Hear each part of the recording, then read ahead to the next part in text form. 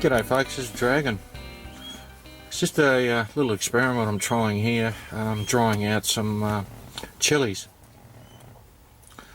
And earlier this week we had temperatures up around about 40 degrees C, very hot sunny days, and put these on a tray outside to dry them out.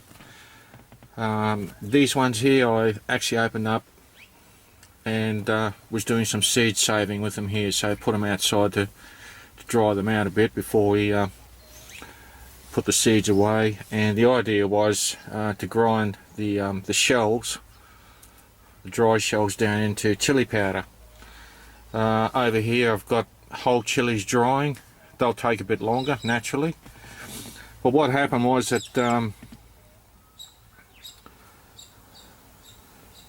I left them out for about 2 days to make sure they were dry, and then we had a storm rain system come through, and what I found was that the shells and these ones reabsorbed the moisture from the humidity in the air to the point where these were far too soft to grind down into a powder. So if you look around, there are various designs and concepts about sun drying fruit and vegetables and herbs and that sort of stuff. But I looked at a quick fix for this because I haven't got a sun design dryer. I've only got electric dryers and I haven't used them for a few years because of high cost of power. So some time ago I remember reading somewhere that used the inside of a vehicle. Now, the temperature today, it's overcast, temperature's down in the low 20s. We've got a pretty stiff southeaster blowing, but just standing here, it's much warmer inside this vehicle. And in fact, these shells have actually dried out considerably. They've been in here for about an hour, maybe or two, somewhere thereabouts. Now, it's another concept that you may want to look at. I've got it sitting inside my troopy at the moment. Using vehicles as a method to dry foodstuffs out using heat. Now, when we're talking 40-degree heat we had early this week, quite often you find in closed up vehicles the temperature can be double that, up to 80 degrees C or more.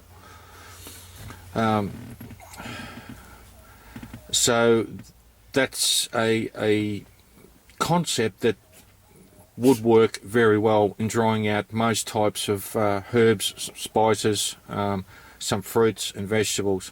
I wouldn't like to try it with meat, naturally. But the other advantage is too that you've got them in the vehicle, they're away from insects, birds and other predators that may want to have a go at them. What I tend to do on very hot days, I probably leave the side window down about an inch or two just to get some convective airflow through here, particularly with if you've got relatively high humidity. Earlier this week the relative humidity was down around about 20%, somewhere thereabouts, before the storm systems came through. So that's another concept I'm working on at the moment. I have heard people talk about it given the right conditions, and that's most important. This system does work, and of course, you know, it doesn't have to be your family car. If you've got an old vehicle sitting around on a larger homesteading property, as long as all the windows are intact, you can use the inside of a vehicle, a wrecked vehicle or something like that, to dry them out. So hopefully by the end of the day, all going well, these shells here that I've seeded will be ready to be ground up into chili powder.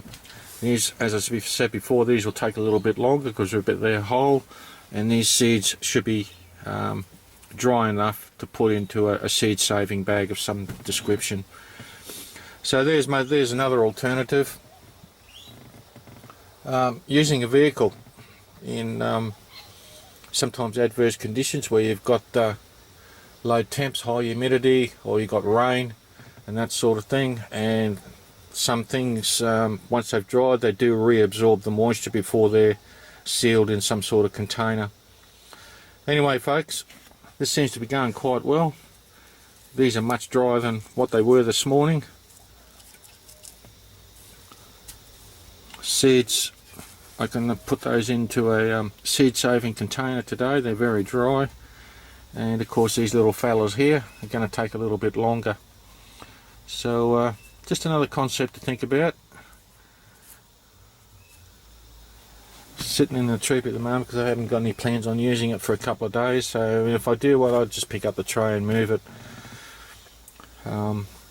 if I'm drying something else, or these aren't quite ready. Alright, catch you later.